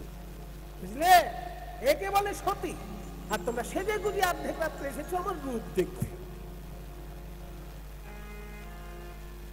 যে গোপীগণ নরম মনের, তারা কৃষ্ণের এই অসম্মানজনক কথা শুনে মাথা নিচু করে পায়ের বুড়ো আঙুলের নখ দিয়ে মাটি খুঁড়ছে। মাটি খোঁড়া নয়, যেন পৃথিবীকে বলছে, ওগো ধরিত্রী তুমি আরেকবার বিধা হও। সীতা দেবীকে যেমন তুমি বুকে টেনে নিয়েছিলে, পাতাল প্রবেশ হয়েছিল, আমরাও আজকে পাতাল প্রবেশ করতে চাই, কৃষ্ণের কথা আমাদের ভালো লাগছে। পদকর্তা বলছেন, ওই ছানা বাচনা কাহল যাব কান ব্রজ তরুণী গণ সজল নয়ান। বিহাগরাগ তাল ছোট পিয়ট। ওই ছানা বাচনা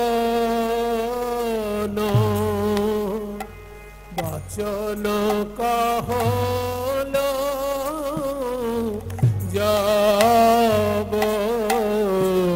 কান রে, ওই ছানা বাচন কাহল যাব কান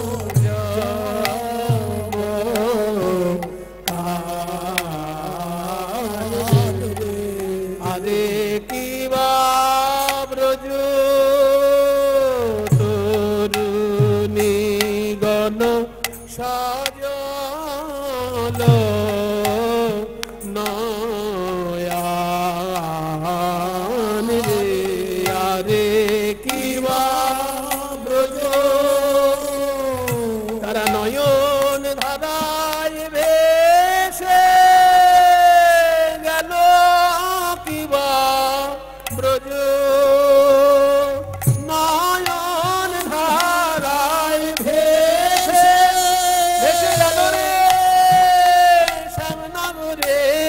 কথা শুনে নয়ন ধারায় ভেসে গেল রে শ্যামনগরের কথা শুনে নয়ন ধারায় ভেসে গেল কিবা ব্রজ তরুণী গণ সাজালো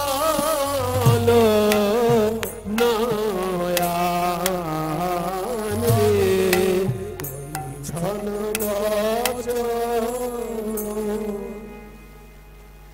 এত সুন্দর গানটি আমি শিখেছিলাম। ওই যে বললাম রবীন্দ্র ভারতী বিশ্ববিদ্যালয়ের শ্রীখোলের অধ্যাপক ছিলেন মনোরঞ্জন ভট্টাচার্য মহাশয়ের কাছে। टूटल सबहु कमन रथ करनी टूटल सबहु कमन रथ करनी अवनत आनन नख लिखु धरनी अवनत आनन नख लिखु धरनी अवनत आनन नख लिखु धरनी बोले विधा हो माँ विधा हो गो धरनी तुमी विधा हो गो धरनी तुमी विधा हो আমরা তোমার পক্ষে প্রবেশিব দ্বিধা হও আমরা তোমার পক্ষে প্রবেশিসের বাক্যবান সইতে নারী তোমার পক্ষে প্রবেশিব বাক্যবান তোমার পক্ষে প্রবেশিব বাক্যবান সইতে নারী তোমার পক্ষে প্রবেশিব বাক্যবান সইতে নারী শূন্য শূন্য সুকপট শ্যামর চন্দ আরে কইছে কহসিত হই হই অনুবন্ধ কইছে কহসিত হই বল বল কইছে তোমার দয়া কি নাই হে কইছে কহসি দয়া কি নাই হে কইছে কহসি দয়া নাই হে আরে কইছে কহসিত হই হই অনুবন্ধ কইছে কহসিত হই। যারা নরম মনের গোপী তারা মাথা নিচু করে কাঁপছেন। মহিবং বিভোর হতি ভবান গদিতুম নৃশংসঃ সন্ত্যজ্য সর্ব বিষয়াংস্তব পাদমূলম ভক্তা ভজস্ব দুরবগ্রহ মাত্যজস্মান দেবো যথাদি পুরুষো ভজতে মুমুক্ষুম। নরম মনের গোপী যারা তারা কাঁদছে, কিন্তু কিছু কিছু তো গোপী আছে ললিতা বিশাখার মতন শক্ত মনের গোপী যারাকে কৃষ্ণকে ওঠায় আর বসায়। সেই রকম প্রখরা গোপী যারা তারা বলছে এই যে শ্যামসুন্দর এই জ্ঞান দেওয়া আবার কবে থেকে শুরু করলে? ছোটবেলা থেকে দেখছি তুমি লোকের বাড়িতে বাড়িতে চুরি করে বেড়াও। মাখন চুরি করেছিলে বলে তোমার মা কোমরে এমন বাঁধা বেঁধেছিল যে গাছপালা নিয়ে উপড়ে পড়লে। হ্যাঁ, আর তুমি বলছো ধর্মের কথা? শুনো শুনো সুকপট শ্যামর চন্দ कैसे कहसी तु हुई हो न बंध भांगली कुलशील मुरली गोसाने किंकरी गणे जनु केशे धरिया आने अब कह कपट धर्म जुत बोल बोलो धार्मिक हरये की कुमारी निचोल বস্ত্র হরণ লীলা কেন ঘটিয়েছিলে এত ধার্মিক যখন তুমি? এবার আসল আমাদের মনের কথা শোনো। তো হে শপিত জীব, জীব মানে প্রাণ। মায়েরা দেখবেন অনেক পুরনো পুরনো মন্দিরে লেখা থাকে রাধা গোবিন্দ জিউ, আছে কি না? এই জিউ মানেটা কি কোনোদিন জানার চেষ্টা করেছেন? ওসব থাকে, অত জেনে কি হবে, এর নাম করলেই হলো না, জানতে হয়। ভগবান শ্রীকৃষ্ণ গীতায় বলছেন নহি জ্ঞানেন সদৃশং পবিত্রম ইহ বিদ্যতে। জ্ঞানের মতন পবিত্র জিনিস বিশ্ব ব্রহ্মাণ্ডে কিচ্ছু নাই। সেজন্য সবসময় জানার চেষ্টা করবেন। কৃষ্ণের ইচ্ছা যে সবাই সবকিছু জানার চেষ্টা করবে। এখানে জীব মানে হচ্ছে প্রাণ, আত্মা। জীব, জীব থেকে বর্গের জয় দীর্ঘি ব, জীব। জীব মানে প্রাণ। সেই বটা হিন্দিতে ওয়া উচ্চারণ হয়, সেই ওয়াটার উটা রয়ে গেছে, অটা বাদ গেছে। জীব, জীব মানে প্রাণ। তাই জীব মানে প্রাণ। রাধা গোবিন্দ জীব মানে রাধা গোবিন্দ আমার প্রাণ স্বরূপ। আমার প্রাণ হলেন রাধা গোবিন্দ। এটা বুঝে কত ভালো লাগছে না?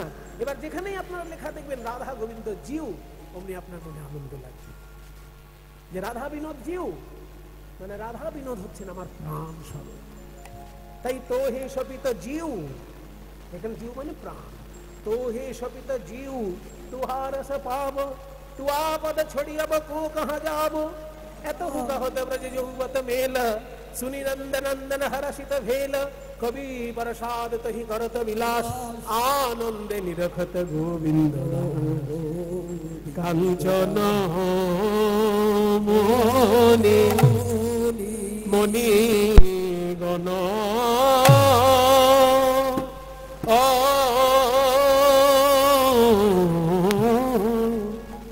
कांचन मुनिगण जननीर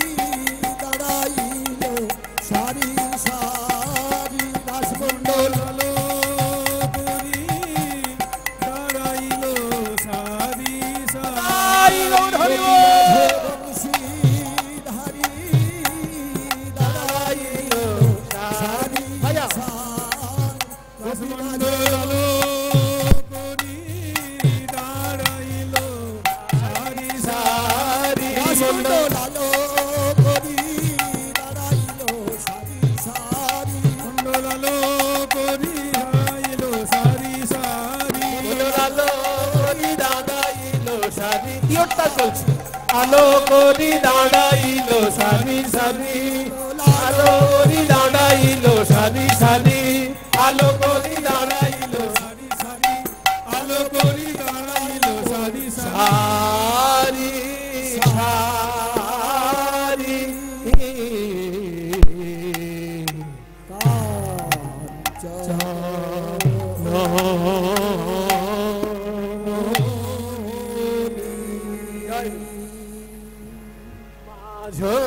হি মাঝ মহামর কত সমমা ছোট দাস খুশি তাহলে মাঝ মাঝ হি আরে মাঝ হি মাঝ মাঝ হি মাঝ মহামর কত সাজ শ্যামরু নটবর রে শ্যাম ভঙ্গি করে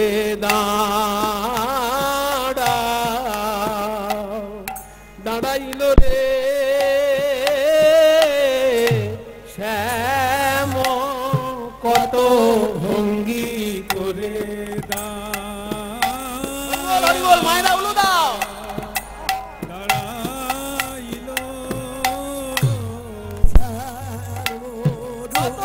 ভঙ্গি করে গোবিন্দ চরণে চরণ ছেদে অধরে মুরলি লয়ে চরণে অধরে মুরলি লয়ে চরণে চরণ ছেদে কত ভঙ্গি করে না সুন্দরে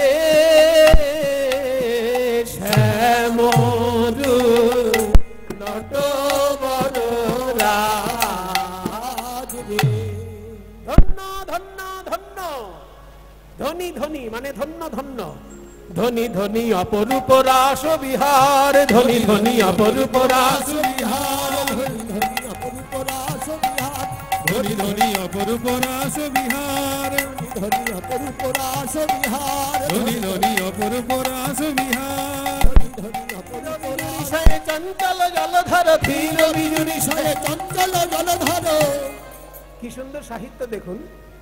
ধীর বিজুরি মানে বিদ্যুৎ স্থির হয়ে গেছে। কোন গোপী স্থির হয়ে দাঁড়িয়ে আছেন, এত তার রূপ দেখে মনে হচ্ছে বিদ্যুৎ স্থির হয়ে দাঁড়িয়ে আছে। আর কৃষ্ণ চারিপাশে বাঁশি বাজিয়ে ঘুরছেন, দেখে মনে হচ্ছে মেঘ যেন ঘুরছে বিদ্যুতের চারিপাশে। মেঘ আজকে চঞ্চল, অন্যান্য দিনে কি হয় মেঘ স্থির থাকে, বিদ্যুৎ চঞ্চল, কিন্তু আজকে বিদ্যুৎ স্থির, মেঘ চঞ্চল। ধীর বিজুরি সয়ে চঞ্চল জলধর, ধীর বিজুরি সয়ে চঞ্চল জলধর। রসবরি খায়ে অনুবার, রসবরি খায়ে অনুবার। কত কত ভগবান পঞ্চম গাওত, কত কত চাঁদ তিমির পর বিলসাই, রহু কত কত চাঁদে তুমি রহু কত কত চাঁদ। বলছে কত কত চাঁদ তিমির পর বিলসাই। আজকে চাঁদ যেন অন্ধকারের সঙ্গে খেলা করছে। চাঁদ হচ্ছে গোপীর বদন, অন্ধকার হচ্ছে শ্রীকৃষ্ণ। অন্ধকারে আর আলোতে খেলা হচ্ছে। কত কত চাঁদ তিমির পর বিলসাই, কত কত চাঁদ তিমির পর বিলসাই, তুমি রহু কত কত চাঁদে, তুমি রহু কত কত চাঁদে। আহা কনকলতায়ত মালহু কত শত, কনকলতায়ত মালহু কত শত। দুহু দুহু তনু তনু মাধে, দুহু দুহু তনু তনু মাধে। তমাল গাছে যেন কনক লতা জড়িয়ে খেলা করছে। তমাল গাছ হচ্ছে কৃষ্ণ আর কনক লতা হচ্ছে গোপী। কনকলতায় তমালহু কত শত, দুহু দুহু তনু তনু বাঁধে। আর একটা মজার কথা বলছে, অন্যান্য দিন ভ্রমর গান করে, পদ্ম ফুল শোনে, আর আজকে পদ্ম ফুল গান গাইছে, ভ্রমর দোহার কি করছে। মানে ব্রজগোপীর মুখটা যেন পদ্ম ফুলের মতো, ব্রজগোপী গান গাইছে, কৃষ্ণ তার সঙ্গে বাঁশি বাজাচ্ছে, মনে হচ্ছে পদ্ম ফুল গাইছে আর ভ্রমর সুরটা ধরে রাখছে। কত কত পদ্মিনী পঞ্চম গাওত, পঞ্চম গাওত, মধুকর ধরু শ্রুতি ভাষে। কত কত পদ্মিনী পঞ্চম গাওত, মধুকর ধরু শ্রুতি ভাষ। মধুকর মিলিপত পদ্মিনী গাওত, কত পদ্মিনী গাওত। এত সুন্দর গান যিনি লিখেছেন সেই গোবিন্দ দাস। আবার প্রণাম করি। নিরখত গোবিন্দ দাস, নিরখত গোবিন্দ দাস, নিরখত গোবিন্দ দাস। যোগ মায়াকে স্মরণ করে তোমরা রাস মঞ্চ সজ্জিত করো, নৃত্য গীত হবে। যোগ মায়া কাত্তায়নের শরণাপন্ন হলেন সবাই। সবাই একটু হাত জোড় করুন। 1 বছর আগে গোপীগঞ্জ যমুনার তীরে বালির মূর্তি তৈরি করে মা যোগমায়া কাত্তায়নীর মূর্ত করেছিলেন। সেই সময় কাত্তায়নী দর্শন দিয়ে বলেছিলেন, কি চাও? গোপীগণ বলেছিলেন, প্রাণ গোবিন্দকে প্রাণপতি রূপে চাও।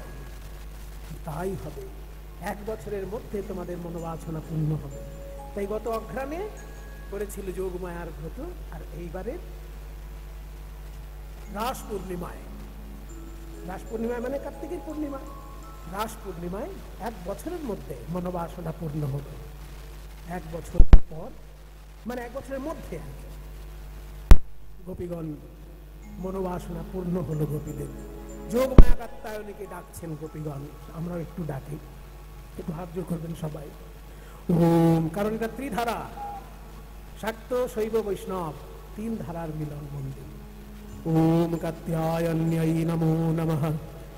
ओम रात्रिं व्याख्यादते मध्ये त्वं स्वाहा त्वं स्वधा त्वं एव षडकारस्वरात्मिका सुधा त्वमक्षरे नित्ये त्रिधा मात्रात्मिका स्थिता अर्धमात्रा स्थिता नित्या यानोचार्या विशेषतः त्वमेव सा त्वं सावित्री त्वं देवी जननी परा त्वयैव धार्यते सर्वं त्वयैतत्सृज्यते जगत् त्वयैतत्पाल्यते देवी तमत्सन्त्ये च सर्वदा विसृष्टौ सृष्टिरूपा त्वं स्थितिरूपा च पालने तथा संहृतिरूपान्ते जगतोऽस्य जगन्मये महाविद्या महामाया महामेधा महास्मृतिः महामोहा च भवति महादेवी महाशूली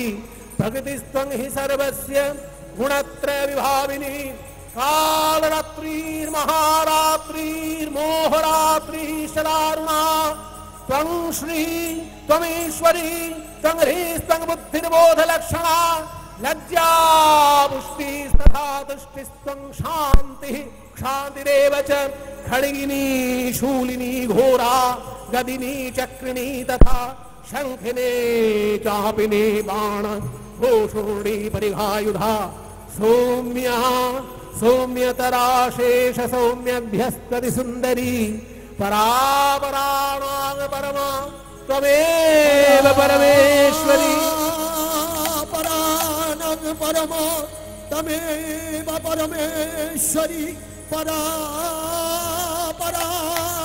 परमा तमेव परमेश्वरी परानंग परमा तमेव परमेश्वरी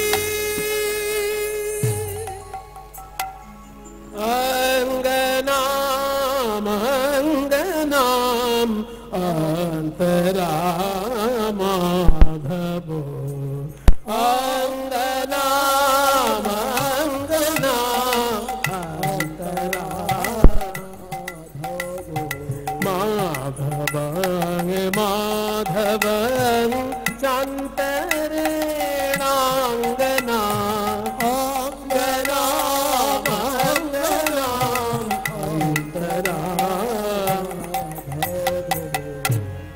বর্ণনা কে করেছেন জানেন? এনার সাহিত্য মহাপ্রভুর এত প্রিয় ছিল যে দক্ষিণ ভারতে ঘুরতে গিয়ে দর্শন করতে গিয়ে মহাপ্রভু এনার সাহিত্য সঙ্গে করে এনেছিলেন। তিনি হচ্ছেন বিল্লমঙ্গল ঠাকুর। বিল্লমঙ্গলের লেখা এই কবিতাটা। तीर्थमाकल्पिते मण्डली मध्यगो तीर्थमाकल्पिते मण्डली मध्यगो वेणुना संजगो देवकी नन्दनो वेणुना संजगो देवकी नंदन अंगना अंगना अंतरा माधव अंगना अंगना अंतरा माधव अंगना अंगना अंतरा माधव नगर टेढ़े टेढ़े हरे राई नगर तेरे तेरे हरे राई बयान हरे राई बयान नगर तेरे तेरे हरे राई बयान नगर तेरे तेरे हरे राई बयान नगर तेरे तेरे हरे राई बयान कोटि गोपी लया यशोदानंदन गोपी लया यशोदानंदन रासलीला वृंदावने कइल आरंभन नगर तेरे हरे राई बयान नगर तेरे तेरे हरे राई बयान हस्तक बंधने गोपी करिया मंडली हस्तक बंधने गोपी करिया मंडली हस्तक बंधने गोपी चलिला मंडली हस्तक बंधने गोपी करिया मंडली हस्तक बंधने गोपी चलिला मंडली हस्तक बंधने गोपी करिया मंडली हस्तक बंधने गोपी चलिला मंडली हस्तक बंधने गोपी करिया मंडली हस्तक बंधने गोपी चलिला मंडली माझे नाते यशोदानंदन बनमाली माझे नाते यशोदानंदन बनमाली गौर हरि बोल हरि बोल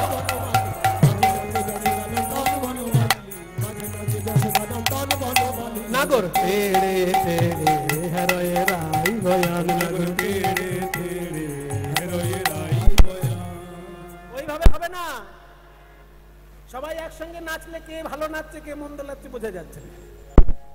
একজন একজন করে নাচ। কে আগে নাচবে? রাধারানী আগে নাচবে। কেন? তুমি পুরুষ মানুষ আগে নাচো না। রাধারানী রাজার মেয়ে তো, আদরে আদরে বড় হয়েছে, বেশি নাচতে পারবে না। ওই জন্য অল্প নেচে বসে যাক, তারপর আমি সারা রাত্রি নাচবো। আমার কোনো পরিশ্রম নেই, সারাদিন গরু চড়াই আমি। আসলে ব্যাপারটা অন্য জায়গায় কেন? কৃষ্ণের মনে এক কথা আর মুখে আর এক কথা। মুখে বলছেন যে রাধারানী রাজার মেয়ে, বেশি পারবে না, আগে নেচে নিক। কিন্তু মনে অন্য কথা। মনে বলছে, মনে মনে বলছে রাধারানী রাজার মেয়ে, বড় বড় গুরু ধরে নাচ শিখেছে, আর আমিও নাচ শিখেছি বড় বড় গরু ধরে। কাজে গুরু ধরা নাচ আর গরু ধরা নাচ তো একরকম হবে না। আগে উনি ওনার গুরু ধরা নাচ শিখে নিক, দেখে নেচে নিক। ওই নাচ ভালো করে দেখে দেখে আমি দুই একটা ছোটখাটো শিখে নেব, আর ওই এক নাচ সারা রাত্রি চালাবো। ওই জন্য বলছে কিশোরী আমার প্রেমের গুরু, ও গুরু ধরে নাচ শিখেছে, আমি ওকে ধরে নাচ। তাই বলছে আগে রাধারানী নাচ। ওগো চাঁদ বদনী নাচো তো দেখি। দেখো যেমন বাজনা তেমন নাচ হবে। তা তা থাইয়া থাইয়া তিনি কেটে নাচ ধুলে থা, তা তা থইয়া থইয়া তিনি কিটি নাচ ঝিনি ঝা, তা তা থইয়া থইয়া তিনি কেটে নাক ঝিনি ঝা, তা তা থইয়া থইয়া তিনি কিটি নাচ ঝিনি ঝা, তা তা থইয়া থইয়া তিনি কেটে নাক ঝিনি ঝা।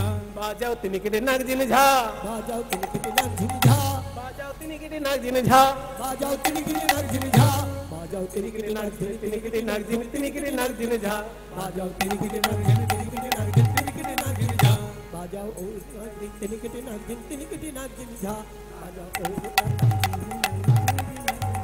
বাজাও ও তাতা, বাজাও থই তাতা, মধুর মৃদঙ্গ গৌর হরিব। বাজাও থই তাতা, মধুর মৃদঙ্গ, বাজাও ও তাতা, ওগো চাঁদ বদনী নাচো তো দেখি। তা তা থাইয়া থাইয়া তিনি কিটি নাচ ঝিনি ঝা, না হবে ভূষণের ধ্বনি, না নড়িবে চির তোমার, না হবে ভূষণের ধ্বনি, না নড়িবে চির, তোমার, না হবে ভূষণের ধ্বনি, না নড়িবে চির। আর না হবে ভূষণের ধ্বনি, না নড়িবে চির। চির মানে ওর না, তোমার গয়নাগাটির আওয়াজ হবে না, না হবে ভূষণের ধ্বনি, না নড়িবে চির। ওর যেন না নড়ে। আবার তাড়াতাড়ি নাচবে কিন্তু নুপুর যেন না বাজে। দ্রুত গতি চরণে না বাজিবে মন্দির, তোমার দ্রুত গতি চরণে না বাজিবে মঞ্জির, তোমার দ্রুত গতি চরণে না বাজিবে মঞ্জির, দ্রুত গতি না নড়বে না হে, দ্রুত গতি নানা নড়বে না হে, দ্রুত গতি, নানা নড়বে না হে, দ্রুত গতি চরণে না বাজিবে মঞ্জির, তোমায় নাচতে হবে। তা তা থাইয়া থাইয়া তিনি কিটি নাচ ঝিনি ঝা, তিনি কিটি নাচ ঝিনি ঝা। শোনো, আমি একটা তাল বলবো, সেই তালে বাঁশি বাজাবো, তোমায় নাচতে হবে। বিষম সংকট তালে বাজাইব বাঁশি, বাজাবো বিষম, বিষম সংকট তালে বাজাইব বাঁশি, বিষম সংকট তালে বাজাইব বাঁশি, আরে বিষম সংকট তালে বাজাইব বাঁশি, বিষম সংকট তালে এই বাজাইব বাঁশি। আবার ধনুরঙ্ক মাঝে নাচো বুঝিব প্রেয়সী, আবার ধনুরঙ্ক মাঝে নাচো বুঝিব প্রেয়সী, তোমায় নাচতে হবে। বলে বাবা এই রাখাল আবার তাল শিখলো কবে? হ্যাঁ ঠিক আছে, যা বলছে আমি তেমনই নাচ, কিন্তু কি দেবে, কি দেব? এনারে তো জিততেই পারবে না।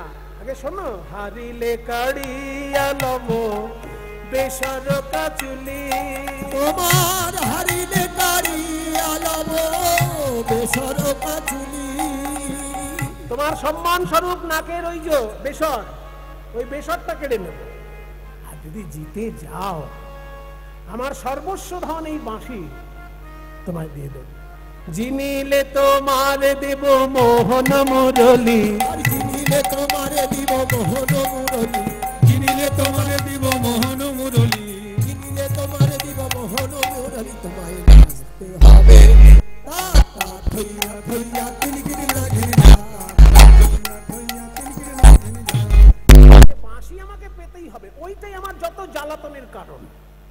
কি ওই জ্বালাতনের কারণ, যাতনার কারণ ওই বাঁশি আমাকে পেতেই হবে। তাই যেমন বলেন শ্যাম নাগর তেমনি নাচেন রাই, যেমন বলেন হরি বল। যেমন বলেন শ্যাম নাগর তেমনি নাচেন ওই রায়, যেমন বলে শ্যামনগর তেমনি নাচে রাই, যেমন বলেন শ্যাম নাগর তেমনি নাচেন রায়, যেমন বলে শ্যামনগর তেমনি নাচে রাই, যেমন বলে শ্যাম নাগর তেমনি নাচেন রায়। যেমন বলছে তেমন নাচে, যে তালে বলছে সেই তালে নাচছে। কৃষ্ণ দিলেন আমার বাঁশি গান। মুরলি লুকায়ে শ্যাম চারি পানে চায়, মুরলি লুকায়ে শ্যাম চারি পানে চায়, মুরলি লুকায়ে শ্যাম চারি পানে চায়, মুরলি লুকায় বুঝি বাঁশিটি গেল, মুরলি লুকায়ে শ্যাম চারি পানে চায়।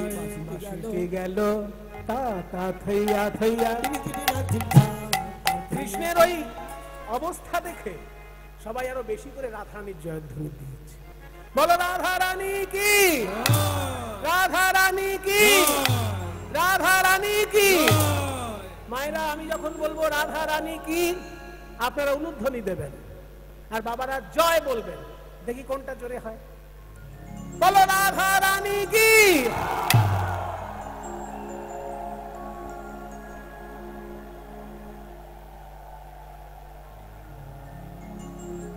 মায়েরা কিন্তু অনেকক্ষণ ধরে উলুধ্বনি দিয়েছে, আর বাবারা যায় বলে থেমে গেছে। ওটা হবে না। মায়েরা যতক্ষণ উলুধ্বনি টেনে রাখবে, বাবারা ততক্ষণ জয় টেনে রাখতে হবে। বলো বলো রাধা রানী কি।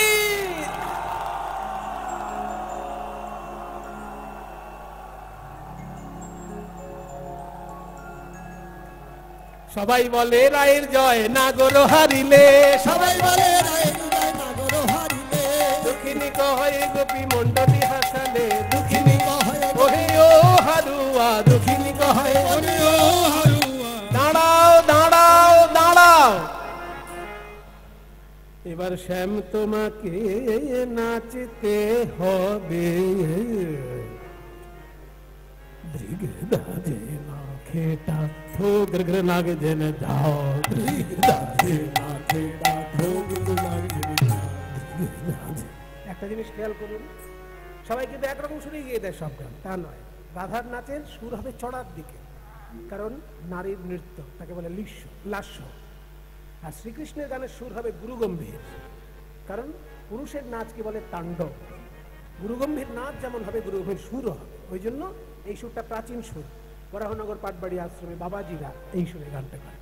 ধীরে দাজে না খেটা থো গ্রগ্র নাগ ঝেনে ঝা, ধীরে দাজে না খেটা থো গ্রগ্র নাগ ঝেনে ঝা, বাজে থো গ্রগ্র নাগ ঝেনে ঝা, বাজে থো গ্রগ্র নাগ ঝেনে ঝা, বাজে থো গ্রগ্র নাগ ঝেনে ঝা, বাজে থো গ্রগ্র নাগ ঝেনে ঝা, बाजे थोग नाग झिन थोग नाग झिन नाग झिन नाग झिन ता बाजे थोग नाग झिन थोग नाग झिन नाग झिन नाग झिन जा दाजे ना खेटा थोग नाग झिन जा दाजे ना खेटा थोग नाग झिन ना ना नड़िबे गंड मुंड नुपुरेर कड़ाई না নড়িবে গন্ড মুন্ড নুপুরের কড়াই। তোমার নুপুর নড়বে না, নুপুরের কড়াই গুলো নড়বে না, গন্ড মুন্ড নড়বে না, আর এই বনমালা এও নড়বে না। না নড়িবে বনমালা বুঝিব বড়াই, না নড়িবে বনমালা বুঝিব বড়াই, না নড়িবে না না নড়বে না হে, না নড়িবে না না নড়বে না হে, না নড়িবে বনমালা বুঝিব ও বড়াই তোমাকে নাচতে হবে রিগে দাঁড়ে নাকেটা থোবড়ে বাবা এত শর্ত হ্যাঁ কিছুই নড়বে না তোমার তারপর আবার কি তাল বলবো তুমি যেমন কঠিন তাল বলেছিলে আমরা একটা কঠিন তাল বার করেছি আমাদের তালের নাম হচ্ছে উদ্ভট্ট তাল হ্যাঁ উদ্ভট নয় উদ্ভট্ট সে আবার কেমন উদ্ভট্ট তালেতে যদি হারব নমালি ঝাপতালের এক অংশ আর লোফা মিলে উদ্ভট্ট তালেতে যদি হারব নমালি উদ্ভট্ট তালেতে যদি হারব নমালি উদ্ভট্ট ওই জন্য উদ্ভট প্রকৃতির তাল তালের করকমের প্রকৃতি হয় জাতি করকম তালের অত তো জানি না তাল বাজে গানের মধ্যে অব্দি জানি তালের জাতিগুলো কি কি আছে দেখো তালের জাতি হচ্ছে প্রথমে চার ছন্দের তাল হলে চতুস্র 3 ছন্দের তাল হলে তিস্র আর 3 আর 4 মিশিয়ে তাল হলে তাকে বলে মিশ্র তাল আর 3 সঙ্গে 2 যদি থাকে তাকে বলে খণ্ড তাল খণ্ড জাতি 4 রকমের জাতি মানুষের যেমন 4 রকম জাতি আছে ব্রাহ্মণ ক্ষত্রিয় বৈশ্য শূদ্র তালেরও 4টে জাতি আছে তাহলে খণ্ড জাতি অর্থাৎ 1 2 1 2 3 1 2 বা 1 2 1 2 3 1 2 1 2 3 মানে 2 হলো আর 3 হলো 4 এর অর্ধেক আর 3 এটা মিশে মানে কেটে কাটাকাটি করে দুটো মেশানো হয়েছে তো এইজন্য এর নাম খণ্ড জাতি আবার লোফা হচ্ছে তিস্র জাতির তাল 1 2 3 4 5 6 1 2 3 4 5 6 3 3 ছন্দ ওইজন্য খণ্ড জাতি আর তিস্র জাতির মিশ্র তাল তাকে বলছে উদ্ভট্ট তাল উদ্ভট্ট তালেতে যদি হারব নমালি উদ্ভট্ট তালেতে যদি হারব নমালি উদ্ভট্ট তালেতে যদি হারব নমালি উদ্ভট্ট তালেতে যদি হারব নমালি তোমার চূড়া বাঁশি কেড়ে লব দেব কর তালে তোমার চূড়া বাঁশি কেড়ে লব দেব কর তালে তোমার নাচতে হবে রিগে দাঁড়ে নাকেটা থোগ লাগে বলে বাবার এত কঠিন ব্যাপার কিসব খণ্ড মিশ্র তিস্র কিসব বললো হ্যাঁ এই গুণী সমাজ রাধারানীর 25টা গুণের মধ্যে একটা গুণ হচ্ছে কি জানো সঙ্গীত প্রসারাভিজ্ঞা সঙ্গীতের সমস্ত ক্ষেত্রে তার সার্বভৌমত্ব রয়েছে সুনিপুণ বিচরণ সঙ্গীতের সমস্ত ক্ষেত্র আর সঙ্গীতের ক্ষেত্র কয়টি 3টি গীতং বাদ্যং তথা নৃত্যম ত্রয়ং সঙ্গীতম উচ্যতে গান বাজনা এবং নাচ এই 3টে মিলে সঙ্গীত বলা হয় বুঝেছো এই জন্য এই কঠিন তালে তোমায় নাচতে হবে বলে বেশ চেষ্টা করব তারপর যদি জিন রাইকে দিব আমরা হব দাসী যদি জিন রাইকে দিব আমরা হব দাসী যদি জিততে পারো তাহলে রাধারানীকে আমরা দিয়ে দেব আর আমরা দাসী হয়ে থাকবো আর না যদি পারো তাহলে কারাগারে নিক্ষেপ করবো নইলে কারাগারে থব দুঃখিনী শুনে হাসি নইলে কারাগারে থব দুঃখিনী শুনে হাসি এখানে একটা দেখুন সাহিত্য রস কারাগারে কারাগারে কারাগারে কারাগারে কার আগারে কার আগারে একদিকে কারাগার মানে জেলখানা কিন্তু অন্তর্নিহিত অর্থ কি বলছে কার আগারে আমাদের এই হৃদয় কারাগার ছাড়া আর কার আগারে রাখবো তোমায় কারাগারে রাখবো চির জনমের মতো কারাগারে রাখবো চির জনমের মতো কারাগারে চির জনমের মতো কারাগারে রাখবো তোমায় দুঃখিনী শুনে হাসি তোমায় নাচতে হবে দাঁড়ে নাকেটা আরে বা দাঁড়ে নাকেটা আরে বা দাঁড়ে নাকে বলে রাধা কৃষ্ণের আলাদা নৃত্য দেখলাম এবার দুজন একসঙ্গে নাচ, আমরা নয়ন ভরে দর্শন করি। রাধা শ্যাম নাচে রে, নাচে ধনু অঙ্ক পাতিয়া। রাধা শ্যাম উলুধ্বনি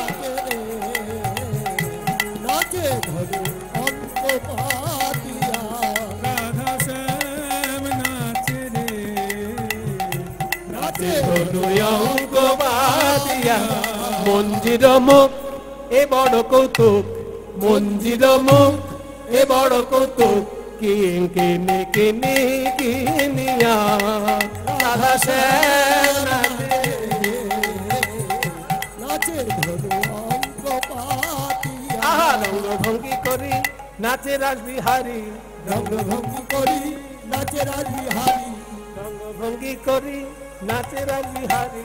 রঙ্গভঙ্গি করি নাচে রাসবিহারী। গোবিন্দ দাস হেরি মাতিয়া। রাধা শ্যাম নাচে রে,